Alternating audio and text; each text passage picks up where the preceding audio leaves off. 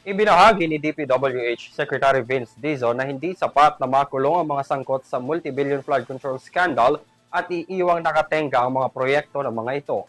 Kasunod dito, nangako ang kalihim na tatapusin at itutuloy ang mga natenggang proyekto para mapakinabangan ng mga Pilipino. Ito ngayon ang balita ni Criza Lopez.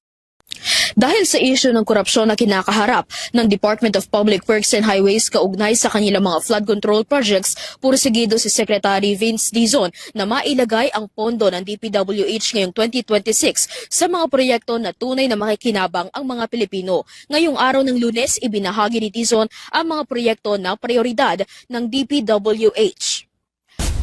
Una na riyan ang pagsasaayos ng mga pangunahing kalye at kalsada sa buong Pilipinas. Isa sa mga nabanggit ni Dizon ang Maharlika Highway, rehabilitasyon ng EDSA, MacArthur Highway sa Apalit o Yungan Bridge sa Cebu City, Tubod, Tunabuan sa Aloran, Misamis Oriental. Yung mga estudyante natin, ganyan tumawid, ganyan pumasok araw-araw. Unacceptable yan. And hindi mahirap ayusin yan. Hindi mahirap ayusin yan, pero bakit Kasama hindi na rin inaayos? dyan ang mga sirang tulay na hindi nagagawa. Ikalawa sa target ng DPWH na tapusin ang mga biti na kalsada at tulay. Ilan sa mga nabanggit niya ang mga tulay sa Pampanga na mahigit sa 7 hanggang 10 taon nang hindi natapos. Nagbiro ako, sabi ko, tatago na lang ako dito. 'Di ba? Kasi after namin binisita yung palpak na flood control sa Arayat, pinakita sa atin ng mayor, ng bagong mayor ng Arayat, itong San Agustin Bridge na never na natapos. Hindi rin nawala sa prioridad ng DPWH ang pagkukumpuni ng mga nadiskubreng palyadong flood control project noong 2025 sa Bulacan, Mindoro at Davao Occidental. Ayon kay Dizon, batay sa utos ni Pangulong Ferdinand Marcos Jr., kailangang maisaayos na ang mga flood control project na ito bago ang panahon ng tag-ulan ngayong taon. Nakipag-ugnayan na umano si Secretary Dizon sa bagong district engineer ng 1st District ng Bulacan na i-priority ang pagkukumpuni ng mga palyadong proyekto. Pagkatapos nating magkaso at marami pang padating na kaso, magpakulong, marami pa rin makukulong, kailangan naman ayusin natin yung mga flood control na butas-butas at sira-sira. Dagdag ng kalihim, hindi sapat na may makulong at managol sa pagnanakaw ng pondo. Kailangan ayusin ang mga proyekto.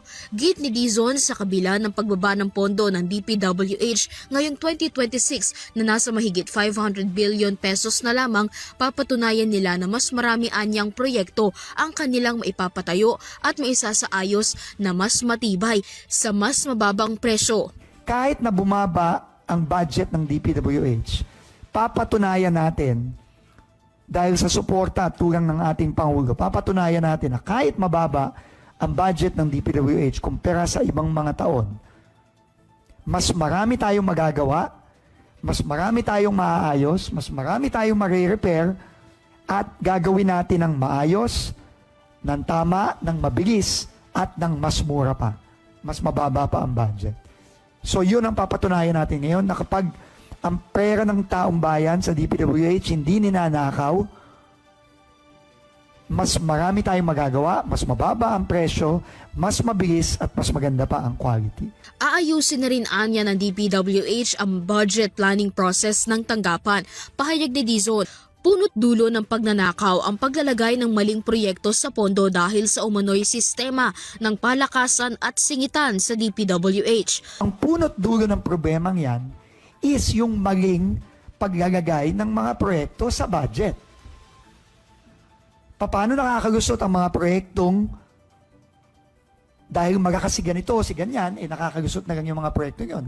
Naniniwala ang kalihim para maisakatuparan ang mga pangunahing prioridad ng DPWH ngayong taon, kailangan din ng tanggapan na tumanggap ng bagong empleyado. Dahil dito ay magbubukas ng job fair ang ahensya sa mga universities. Sa huli, hinikayat ni Secretary Dizon ang publiko na makipag-ugnayan lamang sa DPWH kung may nais na i-report ng mga proyektong hindi natapos nang sa gayon ay malaan din ang pondo para sa rehabilitasyon ng mga ito. Para sa EuroTV News, Criza Lopez, sumasaludo sa bawat Pilipino.